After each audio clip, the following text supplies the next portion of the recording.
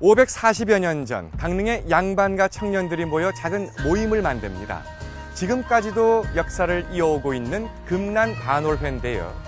이렇게 서로 돕기 위해 만들어진 모임 개의 유구한 전통은 지금도 그대로입니다. 시간여행 강원, 오늘은 셋만 모이면 개 모임을 만든다는 강릉의 개 문화에 관한 얘기입니다.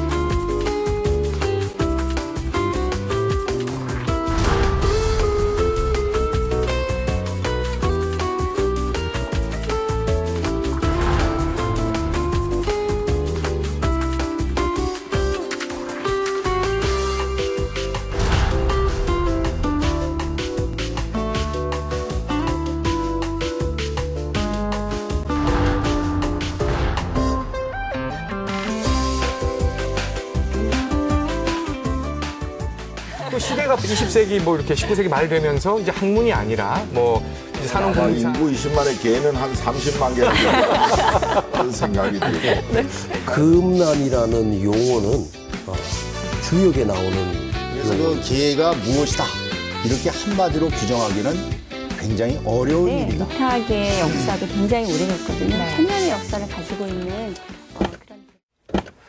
자, 먼저 이 개란 무엇인가에 대해서 말씀을 좀 들어야 되겠습니다. 홍 교수님께서 좀 개괄 설명을 해주시죠. 그 개가 무엇이다 이렇게 한마디로 규정하기는 굉장히 어려운 일이다. 이렇게 개인적으로 생각을 합니다. 근데 이 개의 개념, 그러니까 정의에 대해서는 그 우리 사전에 보면은 옛부터 전해오는 상부상조의 민간 협동체. 예. 좀 어렵습니까? 와닿습니다. 와닿습니까? 사람들 간의 어떤 인연과 약속의 결사체다. 예. 이렇게 정의를 내리고 싶고, 이 개를 갖다가 이제 범주별로 이렇게 나눠보면은 통상 6개의 범주로 나눕니다. 우리가 뭐 차츰차츰 거기에 대해서 얘기를 해 나가겠지만, 그 기능적인 측면에서 이렇게 분류를 해보면 우선 그 경제적인 집단, 네. 그 다음에 정치적인 집단, 그 다음에 복지, 그 다음에 종교, 교육, 그 다음에 이제 그 친목 및 오락 하는 그 집단, 요렇게 개를 6개의 범주로 나눠볼 수 있겠습니다. 예, 예. 근데 선생님, 이 강릉에서 지내다 보니까 개를 되게 많이 하는 것 같다라는 느낌을 받았거든요, 저는. 혹시 이렇게 강릉에서 개를 많이 하는 이유가 있을까요? 글쎄요, 개를 강릉에서 개가 대여섯 개 안 되는 사람은 아마 거의 없을 겁니다. 농담 삼아 말하자면 아마 인구 20만의 개는 한 30만 개는 된다. 그런 생각이 들고. 네. 제 나름대로 생각해 보면 이곳이 영동 지방이 변방이긴 하지만은 그래도 변방 중에서는 그 가장 중심되는 지역이라는 긍지와 자부심을 가지고 있다 보니까 그런 긍지와 자부심을 지키기 위해서 또 그런 전통을 지키고 그걸 또 흉내내기 위해서 각종 개 모임이 생기고 현대에 들어서는 개에 안 들어가면 강릉 사람이 아니니까 들어갈 수밖에 없습니다. 그래서 사실은 뭐 강릉이라는 사회가 일종의 아직도 제가 볼 때는 씨족 사회적인 그런 규모에서 벗어나지 못해서 한 다리 건너면 친인척이라고 모두가 개꾼과 친인척으로 뒤섞여서 뭐 외지 사람들에게는 조금 이질감을 줄 수는 있습니다만 우리끼리는 즐겁게 지내는 때는 개가 그만이 아닌가라는 그런 생각을 해봅니다. 예. 이와 관련해서 이욱 선생님이 오늘 어딘가 다녀오셨는데요. 네. 예, 그 현장 함께 보시겠습니다. 네. 금난 반월개의 흔적을 찾기 위해서 개원 한 분을 만났습니다.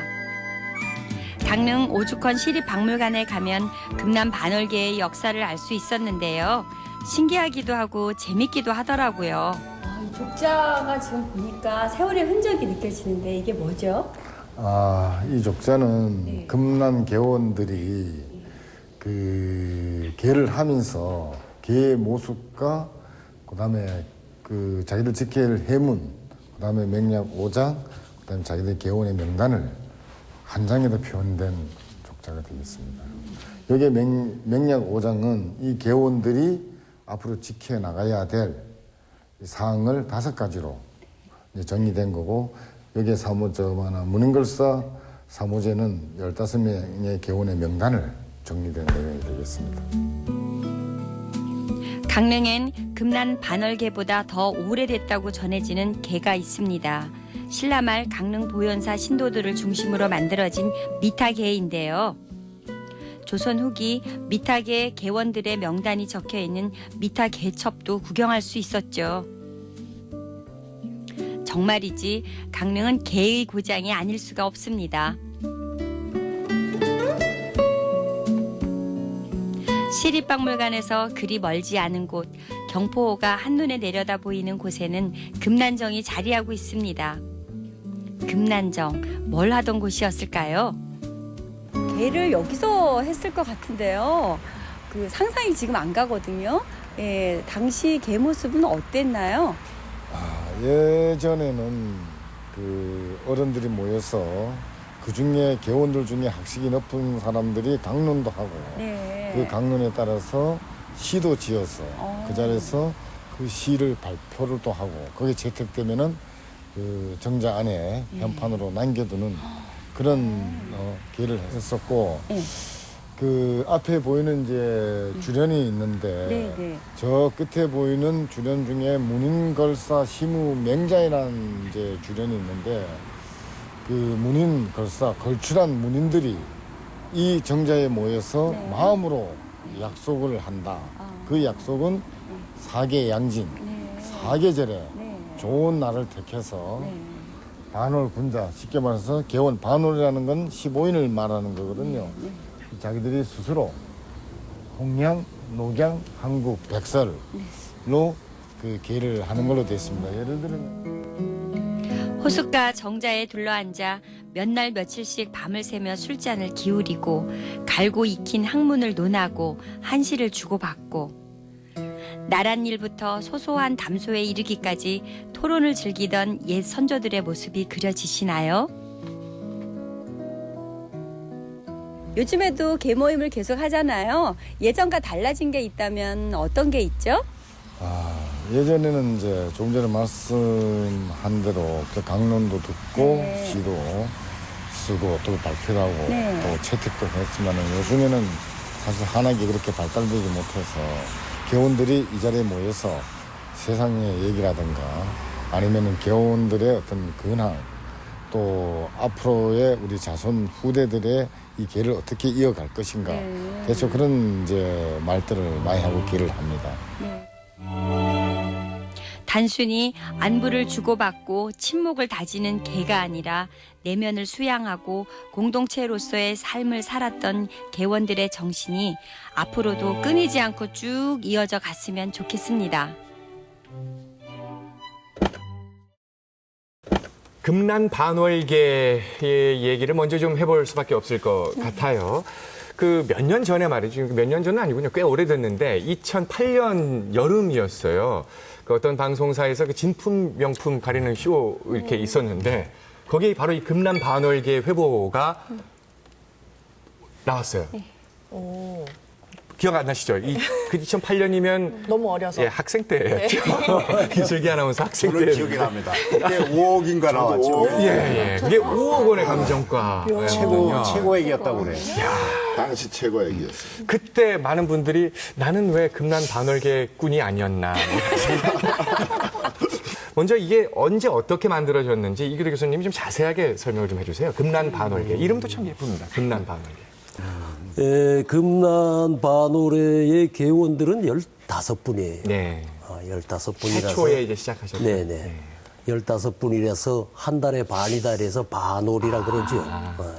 그 다음에 금난이라는 용어는 주역에 나오는 용어인데 군자들이 아주 덕이 많은 사람, 덕이 높은 사람들을 군자라고 그러는데 군자들이 마음이 같으면 그 예리함으로 쇠도 자를 수 있다.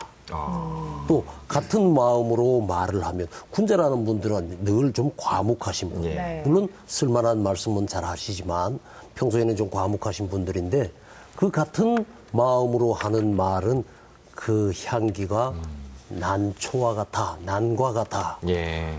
그런 그 아주 우위가 돈독한 친구 사이를 가리키는 용어로 금난이라는, 그래서 그런 사이를 금난지교 네. 이렇게도 얘기를 하는데 네. 거기에서 글자를 따온 거지요. 그래서 금난, 친구들의 우정, 네. 사귐, 그다음에 숫자 반월. 그래서 금난 반월해라는 이름을 명명을 한 거지요. 예. 근데 이분들 강릉 지방에 연령적으로 보면 아주 젊은 선비들이었습니다. 세조 임금 때 서기 연대로 말하면 1466년인데 네. 아마 나이가 14살, 15, 16 그리고 한 21, 2 네. 그 정도의 젊은 선비들이었는데 이들이 마음을 15명이 모였었는데 물론 이분들은 강릉에서 명문가의 자손들입니다. 그리고 새로 시작된 나라 조선, 네. 조선의 과거를 통해서 입신 출세를 해보자라는 목적을 가지고 모여서 공부하는 네. 학계였다. 학문 활동을 하는 모임이었다. 그렇게 시작이 됩니다. 네. 예. 그런데 이 무렵에 이 개의 성격을 한마디로 정리해 주시는 분이 있는데 누군가 하면 율곡 이희 선생의 외조부, 네. 그러니까 외갓집 쪽으로 고조부에 해당되는 분인데 이른바 지금 남아있는 오죽헌을 소장했던 인물입니다. 네. 최응현이라는 인물인데 강릉지방 젊은이들 15명이 그 집을 찾아간 거지요. 오죽헌을 찾아가서 선생님 저희들의 스승의 역할을 좀 맡아주십시오. 네.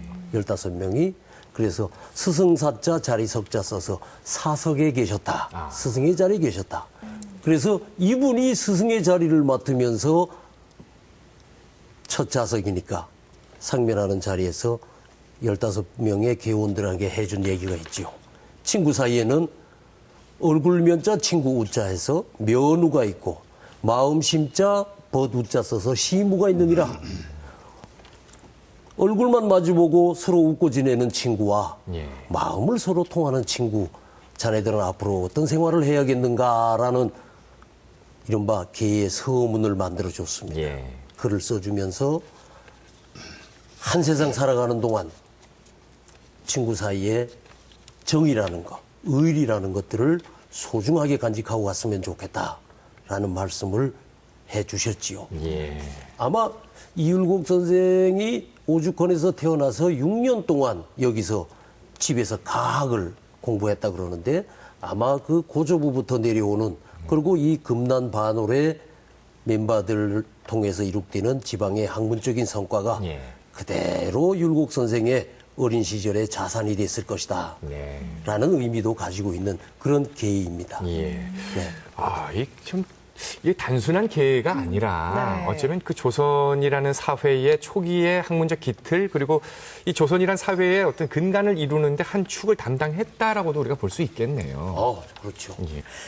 이 금난 반월계에는 회칙도 있었다고 하는데요, 홍 교수님. 구체적으로 어떤 건가요? 그 엄격한 그 회칙이 있었어요. 여기에 있었는데 그게 그 잘 이렇게 압축되어 있는 게 그 맹약 5장이라 해가지고 네. 자기들끼리 그 약속을 한 그 내용이 있는데 그걸 잠깐 소개를 해보면 그 우리 번역을 해서 제가 소개를 해보겠습니다.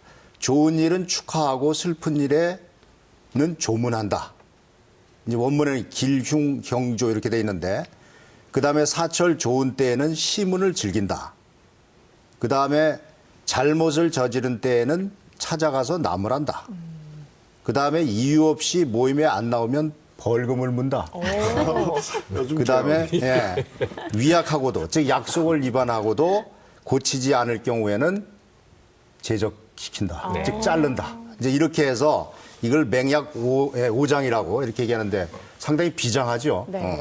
아니 그런데 이렇게 정말 그 전통과 뿌리를 고스란히 원형 그대로 간직하고 있는 기회라고 볼 수 있는데요. 그러면 근데 금난 반월계가 처음엔 이렇게 뭐 성리학 또 학문, 시와 뭐 문예 이런 것들로 함께 우위를 돈독하게 다지다가 후대로 수백 년 이어오면서 그 자손 중에는 나는 학문에 별 뜻이 없다는 분들도 있을 수 있고 또 시대가 20세기 뭐 이렇게 19세기 말 되면서 이제 학문이 아니라 뭐 이제 산업공상의 어떤 그런 것이 바뀌면서 뭐 사업, 그러니까 장사나 이런 것이 또 현실적으로 더 위에 있을 수도 있고 이런 사회적인 분위기 속에 금난 반월계가 초기의 원형을 어떻게 이렇게 지금까지 유지할 수 있었을까?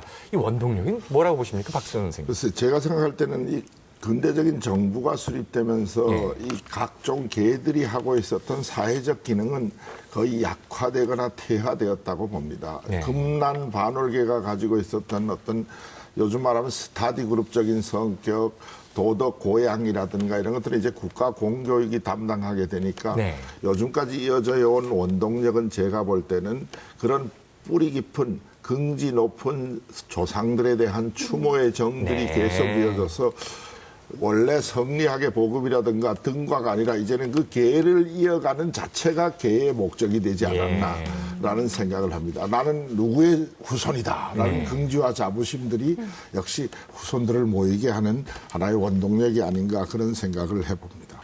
근데 이렇게 뚜렷하게 기록으로 남아있는 게 금난 반월계이지만 더 오래된 계도 있는 거잖아요, 선생님. 네, 있죠. 그 미타계가 있는데 미타계 역사도 굉장히 오래됐거든요. 천년의 역사를 가지고 있는 그런 계다 보니까 이 미타계는 그 미타 존불도라는 그 이름에서 이제 유래가 됐고 이 미타 존불도는 이제 신라 말 고려 초에 이제 그 강릉에서 선종 불교의 그 신도회에서부터 이제 시작이 돼요. 거기서 이제 시작이 되었다가 숙종 때에 들어가서 이제 그 보현사 그 신도회에서 다시 이렇게 그 중수가 돼요. 그러니까 새롭게 이제 꾸며진다라고 볼 수가 있겠죠. 그래서 이제 거기에 그 이제 그 중수를 하게 된 사람들은 지방의 향리들의 어떤 그 중심이 되었던 그런 이제 호장들이었다라고 이렇게 볼 수가 있겠죠. 미타계에서는 벌써 이 느낌에서 불교의 색채가 이제 드러나는 거고요. 우리가 대관령 산신 이러면 김유신 장군 이렇게 생각을 해왔는데 여기에 바로 김유신 장군이 대관령 산신이던 어떤 중심에서 국사성왕신이 주신이 되는 과정에 미타계가 역할을 했다. 교수님 이렇게 볼 수 있는 겁니까? 네, 아주 정확하게 보신 것 같아요. 국가의 이념적인 정책, 국가의 정책은 민간인들이 살아가는 민속 내지 풍속에도 작용을 한다. 그래서 강릉지방 사람들이 고려 500년 동안 범일국사를 모시고 단오제를 치루었는데 조선시대가 세워지면서 이제 더 이상 이 일을 못하게 생겼단 말이죠. 그래서 잠시 산신으로 계시는 김유신 장군의 위패를 모시고 지내오다가 이분들이 숙종 때 미타계라는 걸 다시 구성을 하면서 그것도 구성하는 주체가 관에서 행정 실무를 담당하는 실무층 중에서 제일 고위층들이 이 일을 주관을 했어요. 근데 그분들이 성향이 고려시대 전통 복원하자 이제는. 이게 조선 후기 사회. 조선 후기 사회 비단 불교만 다시 살아나는 게 아니라 도교고 뭐 아니면은 민속이고 여러 가지 그 사상들이 역동적으로 일어나는 시기였으니까 그 무렵에 이게 미타계가 만들어져서 예전 걸 우리 복원하자. 이제 국가 정책도 많이 완화됐다. 아마 임진왜란 때 승병의 활동이라는 게 국가 정책으로 불교를 더 이상 탄압할 수 없게 만들었던 상황이 됐을 거고요. 그러면서 이분들이 단오제를 치르면서 예전에는 이랬단다 라는 걸 인식하게 됐고 그것이 구현됐고 그걸 구현하면서 이분들이 함께 풀어낸 작업들이 이른바 관노감여궁이라는 것도 그 당시 만들어졌고 그다음에 국사여성왕이라는 신격을 하나 설정을 하고 국사성왕신과 여성왕을 혼배하는 의식도 요즘 무려 만들어주고 강릉농악이라는 것도 후기 사회에서 시작이 됐고 아마 미타계의 활약에 의해서 활동들에 의해서 단오제가 바로 정립되면서 그와 관련된 많은 유희 종목들이 함께 활성화되는 그래서 아마 어쩌면 지금의 우리 강릉 단오제의 모습의 원형을 찾는다고 그러면 이 후기 때 만들어지는 이런 모습이 원형으로서 의미를 갖게 된다. 그러고 보면 미타계라고 하는 계원들의 역할이 그 계의 특히 지도층에 있던 분들의 안목과 역할이라는 것이 참으로 후손들에게 많은 유산을 남겨주고 있다 이런 의미를 붙일 수가 있겠지. 이 금남 반월계나 미타계도 있지만 오랜 역사를 가지고 있는 강릉에 또 다른 계도 있을 것 같아요. 선생님 좀 알려주세요. 예, 제가 모처럼 좀 진지하게 말씀드리겠습니다. 강릉의 그 계 중에 약국계라는 계가 있었습니다. 약국계. 예, 임진왜란 직후에 생겼다고 하는데 기록에 보면 함경도 삼수하고 강릉의 기록이 남아 있습니다. 네.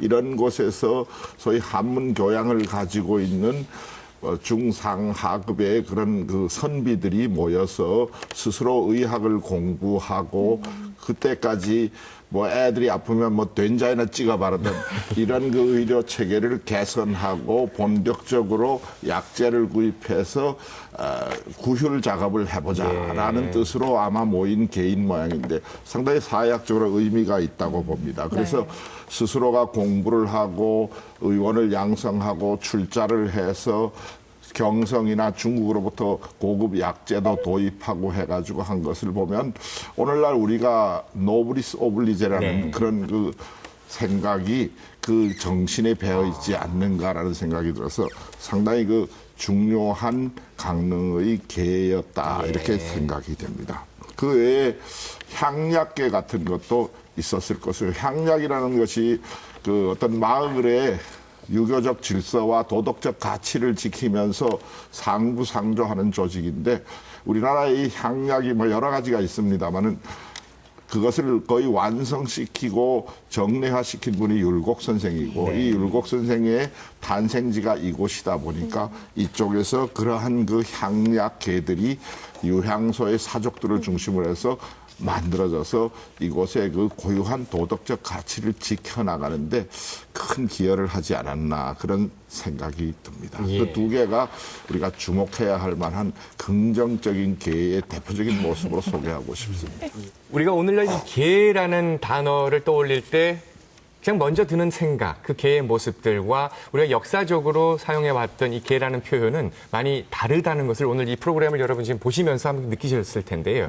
그런 역사 속의 모습의 이 개, 그 개가 유독 대한민국에서 이 강릉이라는 곳을 중심으로 해서 더 많이 발달되고 더 오랜 역사를 유지하고 있다는 것도 오늘 새삼 거듭 확인을 하게 됩니다. 그래서 이번에는 또 강릉의 개 모임이 갖는 특징을 여러분 또 한번 느끼실 수 있는 관련 자료 화면을 저희 제작진이 준비를 했거든요. 함께 보시겠습니다. 매년 정월 초 이튿날 아침 강릉시 위촌리에는 진풍경이 펼쳐집니다.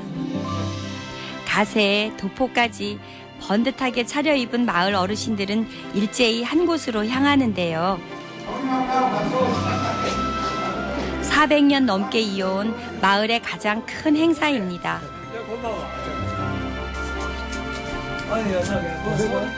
몸을 깨끗이 하고 의간 정제하고 바로 도배식을 하기 위한 건데요.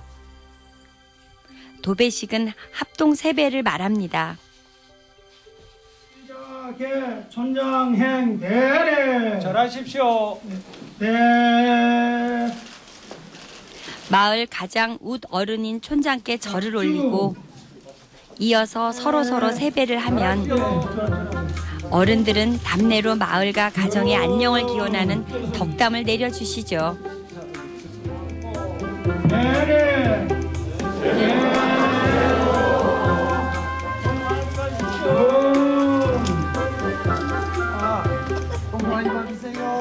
이 도배식은 조선 중기인 1577년 마을 주민들이 대동계를 조직한 이후 무려 438년째 이어오고 있는 미풍 양속입니다. 마을에선 도배식의 회칙 등이 담긴 자료를 애지중지 보관하고 있었는데요. 세월이 달라졌다고는 해도 경로 효친 사상과 마을 공동체 의식이 변함없이 이어지는 모습은 보기만 해도 훈훈합니다. 저걸 조전달이 조정이라는 내가 18대 조자이랍니다. 모두 많이 오셔서 감사합니다. 내년 설에도 아름다운 이 모습을 다시 만나볼 수 있겠죠?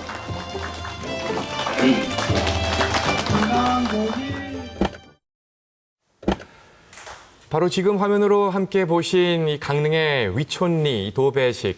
설날이 되면 꼭 메인 뉴스의 첫 곡, 전국 뉴스의 3, 4에 통틀어서 첫 꼭지나 두 번째 꼭지가 꼭 강릉의 위촌리의 모습이고요. 바로 이곳에 이 위촌리의 도배식, 이게 수백 년 전통을 자랑하는 것인데 이것도 역시 조선시대부터 이어온 개와 관련이 있는 거라고 우리가 생각을 해야 되는 거 아니겠습니까? 네, 당연히 개와 관련이 있죠. 위촌리 도배식은 1577년에 마을 사람들의 대동계를 중심으로 이제 이어져 오고 있는데요. 촌계, 동계, 두례는 학창 시절에 배웠듯이 마을 공동체의 어떤 그런 역할을 하고 있죠. 그래서 이런 계에 있는 이제 자치 규약이 있었을 것이고, 그리고 이제 그 규약에 따라서 설날에 이제 주민 모두 모여서 어르신들께 인사를 하는 그런 도배식을 하게 되는데, 위촌리만 강릉에서 도배식을 하는 건 아니에요. 금산리도 있고, 그렇죠. 어월리도 있고, 여러 군데에서 하는데, 이제 위촌리가 이제 굉장히 오래된 전통을 지니고 있다. 1577년에 결성돼서 하게 된 거니까 400년이 훨씬 넘은, 대한민국에서는 유일한 곳이 아닌가. 촌계, 동계 역할하면서 도배식 얘기를 했었는데 이미 도배식은 전국적으로 인지도를 가진 행사가 됐는데 2018 동계올림픽의 일정을 보면 설날이 그 중간에 끼어 있어요. 그렇다 그러면 설날의 문화로서 당연히 도배식이 주목이 될 터인데 그러네요. 생각이 여기까지 오면 이 도배식 문화를 잘 좀 정비 정돈해야 할 때가 됐다 하는 생각을 하게 됩니다. 교수님 고맙습니다. 저희 MBC 강원영동에서 거기에 맞춰 특별 프로그램을 꼭 우리 지금 담당 PD가 지금 이렇게 하고 있을 겁니다. 그래서 조선 후기가 되면서부터는 이제 개의 모습도 조금씩 물론 이제 시대상이 바뀌니까 그럴 수도 있겠습니다만 함께 모여 일하고 또 마을이나 집안 잔치가 있거나 또는 또 장례가 있거나 이러면은 함께 모여서 이렇게 하고 그렇습니다. 근데 이제 그런 모습의 개는 지금도 사실은 있는 거잖아요. 예, 있습니다. 저 같은 경우에 이제 한 60이 가깝습니다만은 제가 어렸을 때 시골 저는 구정면에서 성장했는데 시골에서 지켜본 개의 모습을 몇 개 좀 소개하겠습니다. 먼저 엄마들이 하는 일종의 통과 의례를 지낼 때 대개 목돈이 필요하니까 그걸 거출하고 도와주는 혼인계, 상포계가 있었고 말씀하신 상두계, 상녀를 관리하고 제사를 지내는 거. 그다음에 성황당을 하는 성황계 같은 것이 있었습니다. 제가 어렸을 때 우리 집에 아버님이 성황계의 유사가 되셔서 성황 제사를 지내는데 아주 하얗게 옷을 입고 찬물에 목욕을 하고 그 귀한 쇠고기를 바리바리 쌓아놓고 다 차린 뒤에 엄마와 여자들은 딴 집에 가서 자라 그러더라고요. 그래서 제가 엄마 치마꼬리를 잡고 엄마가 가출 혹은 퇴출 당하는 줄 알고 울면서 따라갔던 그런 기억이 있습니다. 그만큼 아마 엄숙하게 성황제를 지낸 것 같습니다. 이렇게 개 문화가 또 강릉에서 많이 발전하긴 했는데요. 그렇다고 또 꼭 강릉에서만 발전한 건 아니죠, 홍 교수님. 그거는 그렇죠. 지금 계속 그 말씀을 나누고 있는데 당연히 이제 어떤 특정 지역만이 아니고 이 전국적으로 성행을 했다. 이렇게 봐야 될 것 같습니다. 그런데 이 개라고 하는 것이 원래 아름다운 거였죠. 아름다운 거였죠. 지금 얘기한 대로. 그러니까 그 공동의 어떤 이익을 추구한다든지 그 상부상조, 상호부조를 한다든지 이런 것이 주류를 이루는 그 모습이 이제 아름다운 모습인데 이게 조선시대에 개화기에 접어들면서 슬슬 이제 변질이 되기 시작합니다.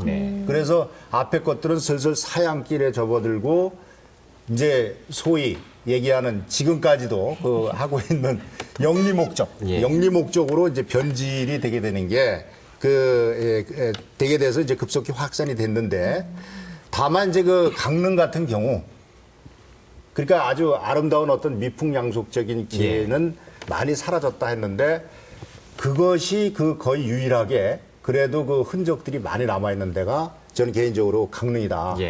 우선 이제 지리적인 여건도 그렇고 그 다음에 또 하나는 뭐니 해도 이 강릉이 아마도 강원도에서는 제일 그럴 것 같은데 이 전통을 중시하는 그런 중시하는 경향, 전통 중시 경향 이런 것들이 강한 탓도 있겠지만은 그 아까도 얘기가 나왔던 전국 유일의 촌장제가 유지되고 또 그 400년 넘도록 이제 대동계의 옛모습이 살아 있으니까 그 강릉이 아주 특별한 고장이다라고 하는 것은 그거는 부인할 수가 없을 것 같습니다. 예.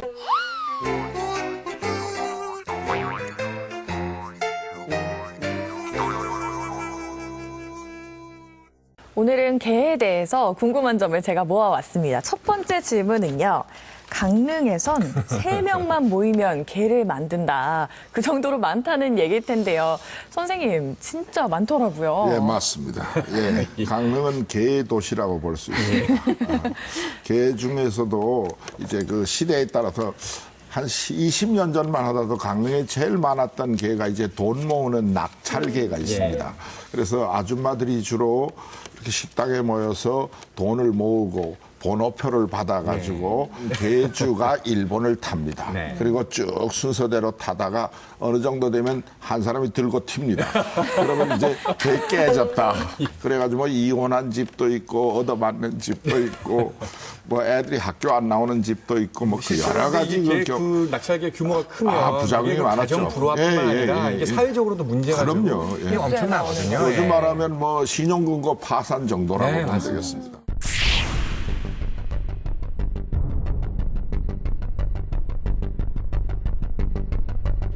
동해시 송정동 한 상가 사무실에 50여 명의 개원들이 모였습니다. 이들은 동해시 천곡동 63살 김모 씨가 만든 게에 가입했다. 개 모임이 깨져 피해를 입었습니다. 개주 김 씨는 지난 2012년부터 6개의 개를 운영하면서 개원 100여 명으로부터 매달 75만 원에서 300만 원까지 갯돈을 받아왔습니다.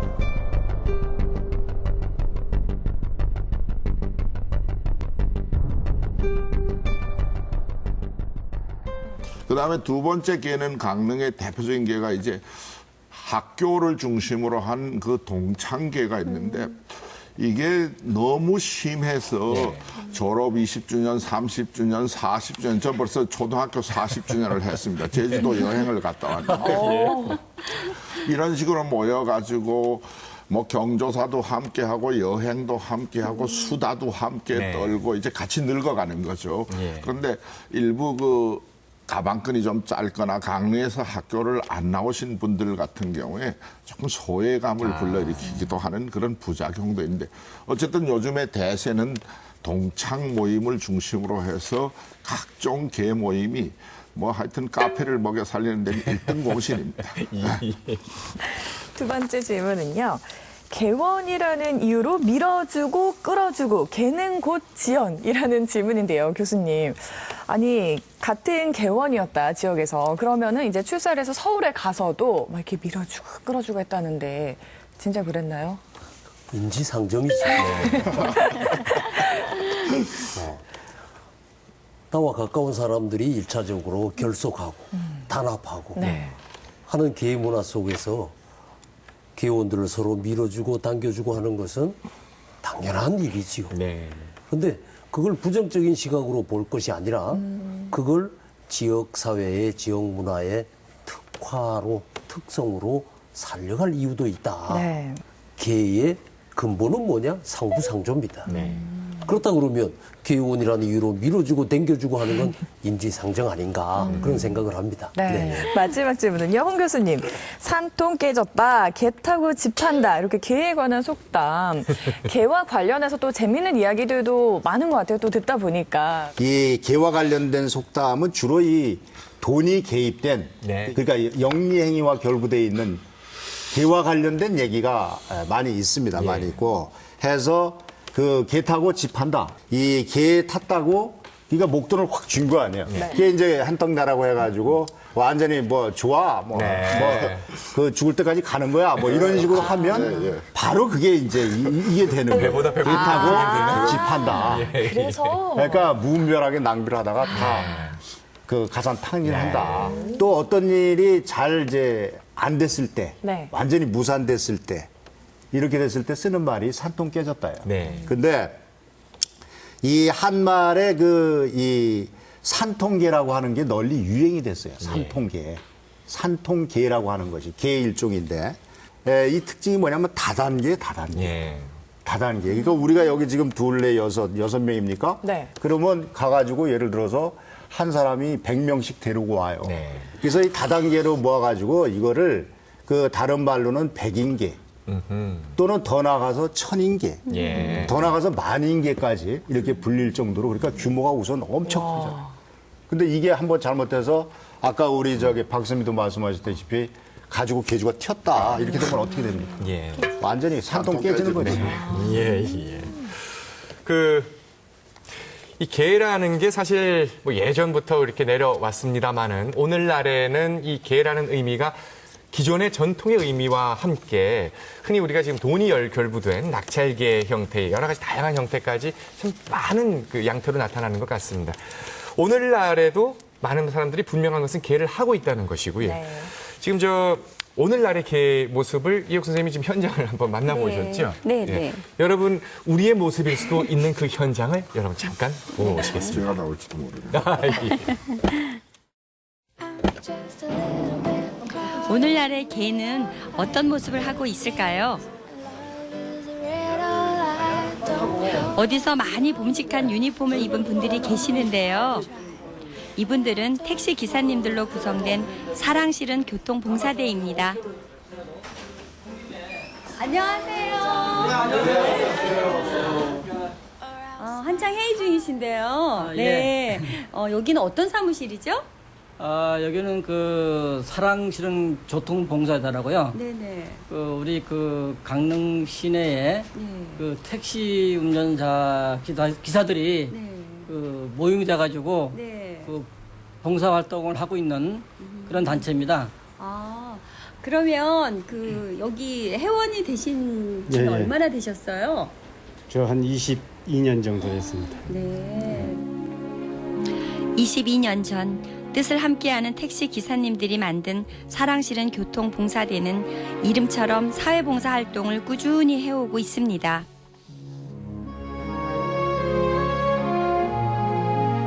지금 여기 사진이 굉장히 많은데 전부 아이들 사진이거든요.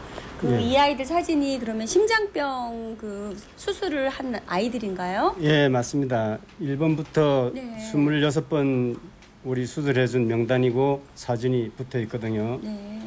그리고 제일 기억에 남는 아이가 하나 있는데 두 번째 아이가 상당히 어렵게 귀한 집 가정인데 그래서 수술을 서울 가서 수술하면서 퇴원할 때 우리들이 너무 기뻐서 건강하게 퇴원한다는 모습으로 우리 택시 2대 가지고 직접 가서 퇴원을 해서 지금까지 잘 자라고 있는 모습 볼 때 큰 보람을 가집니다.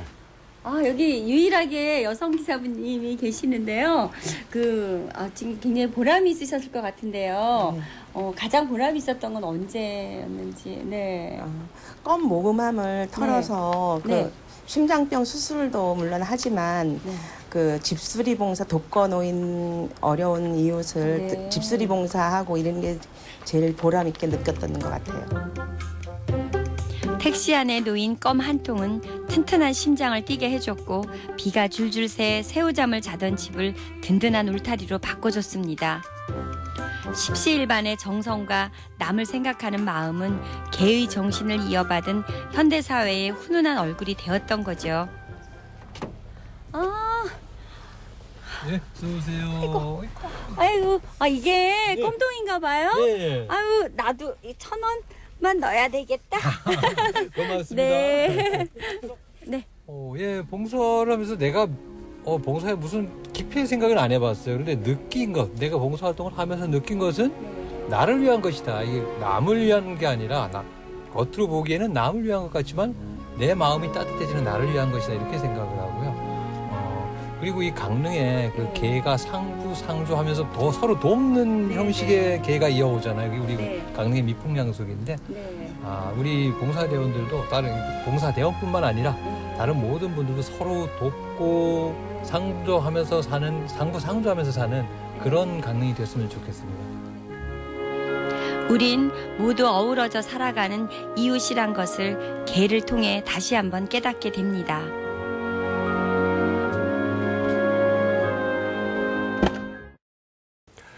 이렇게 오늘날의 많은 양태의 게 중에서 지금 우리가 본 이 게는 지금 화면에 나오는 분들 중에 제가 아는 분들도 사실은 있는데요. 정말 마음으로 느낄 수 있는 저런 게는 많을수록 좋겠다 이런 생각이 좀 들거든요.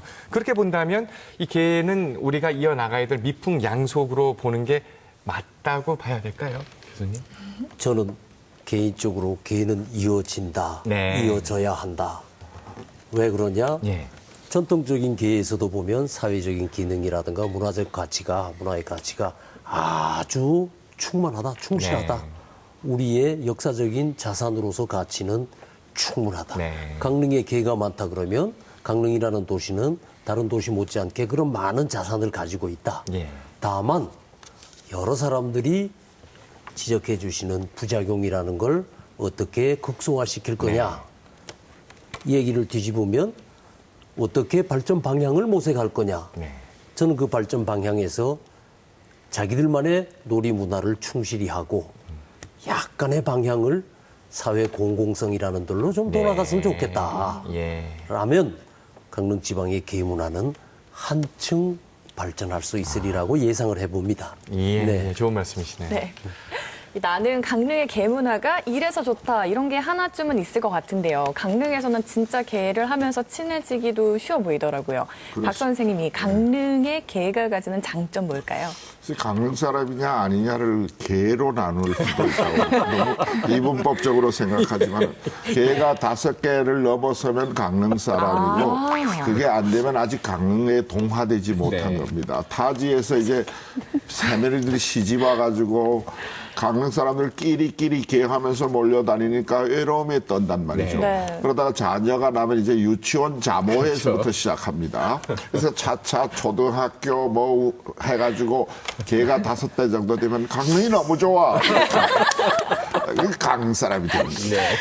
그런데 처음 들어온 사람들은 참 조금 이질감을 느끼겠지만 그 속을 헤집어 보면 사실 모여서 뭐 생산적인 활동은 별로 없습니다만 주로 소비를 함께하고 즐기고 아까 말씀하신 대로 그걸 조금만 방향을 틀어서 좀 긍정적인 목적을 가지면 어떻겠나 하는데 제가 근자에 듣기로는 송정동에 있는 그 소나무 유지회, 보존회, 그다음에 남대천 국조구 보존회, 그 외에도 요즘 뭐 사서 삼경 읽기 모임이라든가 이런 독서 모임들이 게에서 많이 부수적으로 하고 있다고 하니까 아마 게도 점차적으로 긍정적인 방향으로 변해가고 강릉의 게는 확대 발전돼야 된다고 봅니다. 다만 배타성과 소외감을 주는 그리고 자기들끼리 모여서 어떤 공공의 질서를 해치고 학연, 지연, 인연의 맺는 그런 것은 이제 좀 지양하고 좀 발전적인 방향으로 나갔으면 게는 얼마든지 많아도 좋다고 생각합니다.